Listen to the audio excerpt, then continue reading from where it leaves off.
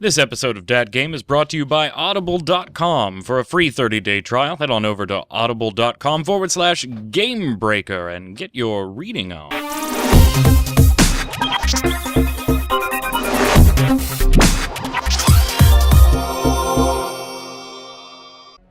Hello, Internet Magic Man here from freetoplay.tv, bringing you another first look. This time, it's the newly free-to-play Rift.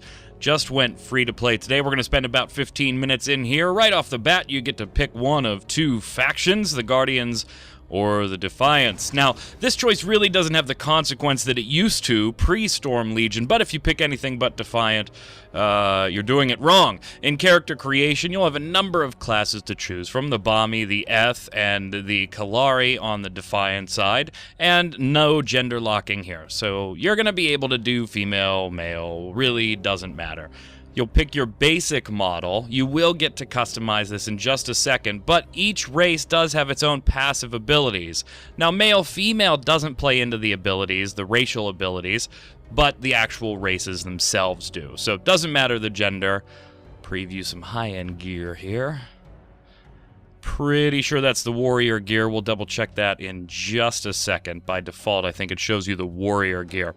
So let's head in, and you get to pick one of four classes. We'll use that word for now. Warrior, cleric, mage, and rogue. Now, this is only going to be the basic play style, and it shows you whether it's a tank, a damage, a support, a healing role. Because of the soul system, we'll get into that in a few minutes, but because of the soul system, these are very, very flexible. So this is just kind of laying the foundation for your play style.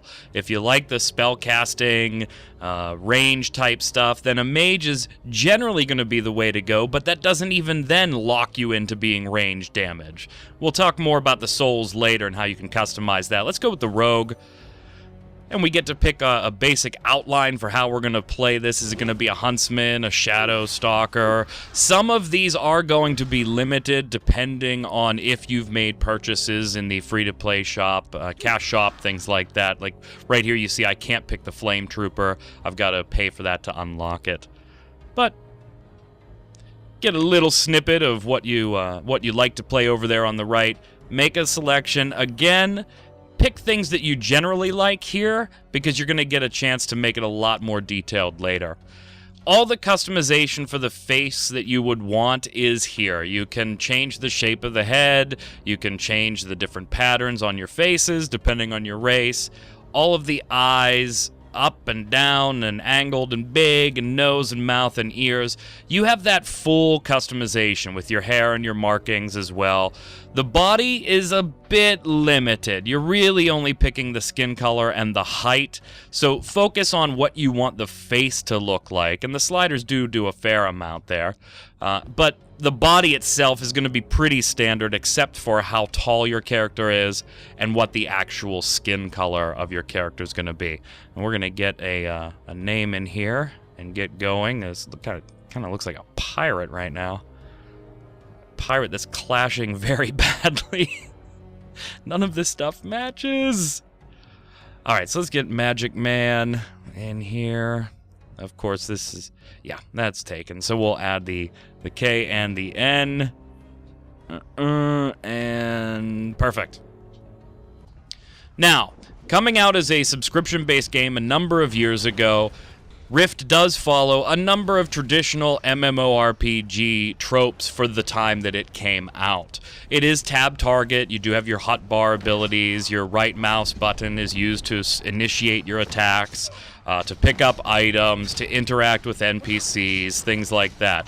So if you're familiar with, obviously, World of Warcraft and MMOs from that time period when WoW came out, when Rift came out, then you're going to pick up the controls pretty easily. These are still controls that a lot of games are using now. Whether you like it or not, or you're more a fan of the action MMORPG, that's fine. I still think there's a place for a good tab target MMORPG in the genre today, but some people disagree. So you're going to pick up the controls very easily. Right now we're in a little tutorial area. It'll take you maybe 20 minutes to a half hour or so to get through the tutorial. You'll gain a couple of levels along the way. Instant cast abilities you can use on the run. Channeled abilities, my main is a mage right now. My second main, I get my alt main. I don't know what the terminology there is. Alt main is what we'll go with. The mage is what I've been playing lately. Channeled stuff, you do have to stand still and cast like that, but as long as you're facing your target, you'll be fine. So we got to kill a couple of these, and then head on back and turn in our quest. Now, you see the skulls and things like that. I haven't customized the UI here. I wanted you to see the default UI. So you can shut off the nameplates, move everything around on the UI. Somebody just got a realm achievement. Perfect. I wanted you to see the default UI here. You can customize all of that, but your rogue is that typical build up a resource, spend all the resource type attack system. So that's why you see the skulls building up with certain attacks. Now I'm going to go and turn this quest in. Got my little poison here I forgot to put on. Turn this quest in and level. So let's take this opportunity to pop open the soul system and give you a look at it. In Rift, one of the big draws is the high level of customization for the way you want to play the character. Yes, you picked a rogue, but there are multiple souls that fall under the rogue paradigm, and you're not locked into 3 different talent trees. You have soul attunement, then they branch. You also have, as the tutorial points out here, roots, which are abilities underneath your talent trees. As you spend points in each tree, you will automatically gain those abilities. Now, you're not locked into just marksman, ranger, and assassin here because you've picked rogue. There are a number of souls available. Some specialize in different functions. You can set up your own roles. And if you're unsure, because there is such a high level of soul count here and how to best spend these points, you can use what's called a preset or a path or a purpose. What you can do is set up, we're going to take the Bard here. I haven't played a Bard, but I do like them. And it gives you a basic idea of, here's what the Bards usually do, here's how to play it, here's some tips while you're doing it. It shows you what 3 souls are needed to make up a Bard. It shows you your group role, and even gives you a little difficulty level. So it automatically recommends a full build to you if you don't want to build it yourself. And it will automatically spend points in that appropriate tree as you level, those appropriate trees as you level. So it's a real nice way to get yourself acclimated to the game and maybe play with the spec later. Let's jump forward a little bit now. Since we did have the free-to-play launch, I wanted to take a few minutes to spend looking at the cash shop, since that's one of the huge new things. You can see at the top, this is my mage, by the way, who is a Stormbringer. You have loyalty perks. These are going to be accrued in many different ways throughout the games, but right now, you're mainly going to get a lot of credit for how long you've subscribed to the game, how long you've played, things like that. You're going to accrue points. Right now, I've already achieved green, so I've gotten these rewards.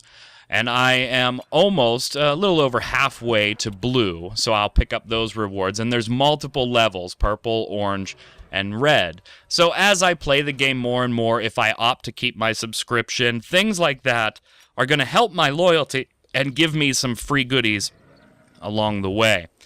Now, traditional cash shop items are here. You do have your account passes, your things like that. You do have your experience boosts, your loyalty, or not loyalty, your notoriety boosts, things like that that will generate bonuses while you're doing PvE or PvP so that you accrue points faster.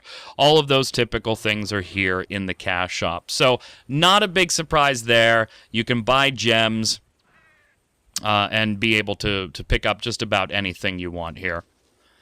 Now, there is a few things in the cash shop that there have been a couple debates on different forums back and forth. Trion Worlds was very upfront with all of this and showed all of this stuff ahead of time. I've edited my PayPal information here. Sorry, can't give that out to you.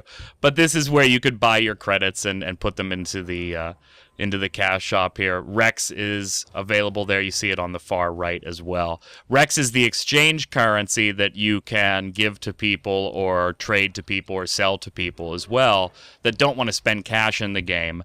Maybe they want to give you plat and you turn over your Rex, that type of thing.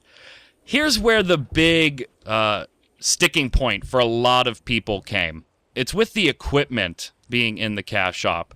I personally don't have a huge problem with it because I'm still going to enjoy playing the game and running the instances, and I'm going to probably accumulate a lot of that gear anyway. So it really doesn't affect me. The cash shop for me is more about the mounts and things like that. Companion pets, boosters. There are lock boxes. I could give or take the lock boxes. Not generally a fan of those. But the equipment is going to be kind of a sticking point for a lot of people because they do make available the second highest tier of gear. So imagine, again, I'm going to put this in terms for somebody that hasn't played Rift. For you people that have played Rift, obviously you know that I'm kind of laying this out in a different way here. If you've never played Rift and there's tiers A, B, and C for gear, C being the best gear currently available in the game by playing, B and A will be available to you in the cash shop, and you can see that they do give you the opportunity to use multiple currencies. You don't have to just use the credits. You can buy the gear with platinum as well. Arguably, the rates there are a bit elevated, but of course you're paying for saving the time, so that's why you have such a high amount. There are multiple currencies. I shouldn't say currencies. There are multiple tokens introduced in Rift that are also used in the cash shop. You can see these ones here that you can gather through doing daily quests, daily PvP, running instances, running heroic or the challenging instances as well. I would encourage new Rift players to be careful with the cash shop. Take a look here. We've got a big bag here, a 32-slot bag. And it's costs a lot of plat. I mean, it was incredible, the price on the platinum here. Let's run to the auction house real quick. Keep in mind that free-to-play players, you're limited on your number of bag slots, and you're limited on your character slots. The people that own the game have expanded numbers of bag slots, so there is a limitation. Even us previous owners and subscribers, they added 2 bag slots that we could buy as well. But take a look at the auction house here. We're going to sort these bags by rarity. Now, this only has a couple less slots. We're talking 28 slots versus 32. But we're talking about 28 slots for 35 plat on the auction house versus buying the top-tier bag here for 32 slots at 4,000 plat. So I would encourage you, if you're brand new to Rift, be a little careful with the cash shop the first few times you're in there. Compare it to the auction house. Now, some of these items on the auction house are obviously going to become a little more inflated too. But for now, compare prices before you commit. PvP, you do have the ability to queue for PvP matches. There are a number of different matches. I'm going to queue for a random one. You'll see right here that on this particular character, I have never once queued for PvP. You guys know by now, I'm just generally not a PvP kind of guy. I'm just bad at it. It's not that I don't like it. I'm just terrible at it. So we've got a few different modes here. Typical Dominion, where you take over some resource points and hold them as long as you can. We do have Black Gardens as well, which is a relic type game. If you're holding the relic, your team is gaining points, but as you hold it for longer and longer, it damages you more and more and more, so eventually you've got to ditch it. Whoever holds it to the point cap wins. We're going to queue for random and see what we get here. Should be pretty fast since there's a... Wow. Okay, that was fast. Quite a few people, obviously, in here, and we got Black Garden. Quite a few people in here, obviously, since it went free to play this morning. Queue up here. I'm not going to spend too much time actually in the match. We'll see, just give you a basic gist of it. I'm PvP flagged. You can tell I've never done it on this character because I'm getting the PvP tooltips. That's so sad. Oh, depressing. Alright, so here we are. We're going to bust out, try and get the Fang. Now, I'm not going to spend really any time going after the Fang myself. I'm just going to try and keep people off of the Fang holder, because I'm not going to be able to hold the Fang very long the way my gear is right now, the way this character's set up. I'm not going to be able to hold it for very long before it just tears me apart. So I'm going to leave that to the stronger among us, and I'm just going to take targets out and try and keep people off of any of my teammates that are carrying the Fang. Now you can see I've customized the UI a little bit. Generally it looks similar to when we started, but you don't see the nameplates. You see a couple of things moved and maybe texts made bigger or smaller depending on where they sit. I like my quest log over there to be a little bit bigger. You have full reign over all of that. If you're more like me and you're on the PvE side, though, plenty of dungeons here for you to get into, including the expert level dungeons. You have all the normal dungeons that were in the original Rift, then you have all the Storm Legion dungeons as well. Dimensions or housing was added to the game in the Storm Legion pack. We'll pop into one of my dimensions here. I haven't really done anything fancy here besides throw a few things on the ground just to mess with how to move them. And shape them and things like that. But you collect dimension items. They're available in the cash shop, but you can collect them in-game through quest rewards or different bags that you'll get along the way that just happen to pop a few dimension items for you. So you see right now I've got my own little instance here. I've got a few things laying on the ground, and I can move these in 3 dimensions. I can scale them. And people that are more creative than I have created some really amazing things with the housing, the dimension system in Rift. A quick YouTube search will show you some pretty awesome dimensions. Another cool aspect about dimensions is that you can go and view your friends' dimensions or other people's dimensions. Just walk around inside them when they're not even online. Just go poke your nose in. Now, if you're really close friends with somebody, maybe they'll give you the ability to edit things as well. But you could kill a couple hours just walking through some of these really cool dimensions. Some people have made jumping puzzles and things like that in there too. So there's a lot to explore in Rift. Now, whether or not you're a fan of some of the things they've done with the cash shop, that may be an entirely different story. But if you're like me and you think there's still a place for a good tab target MMORPG, you could do a hell of a lot worse than Rift. In fact, Rift's been my fallback game for a while. I still enjoy playing it, and some of the crew at Gamebreaker and I, we've been playing it pretty much every night, so we're having a blast. Last thing, I couldn't leave here without mentioning the rifts. There are dynamic events. This was pre-Guild Wars 2, guys. There are dynamic events in the game where rifts open up randomly on the map based on map population as to how many will be out at any given time. Monsters will appear in waves. Take them out, you may get a bonus wave or two and a bonus boss. You'll gather items like Planarite that are used to purchase gear as you level. So these are, not only are you getting a ton of experience for these usually, if you're doing them when they're level appropriate.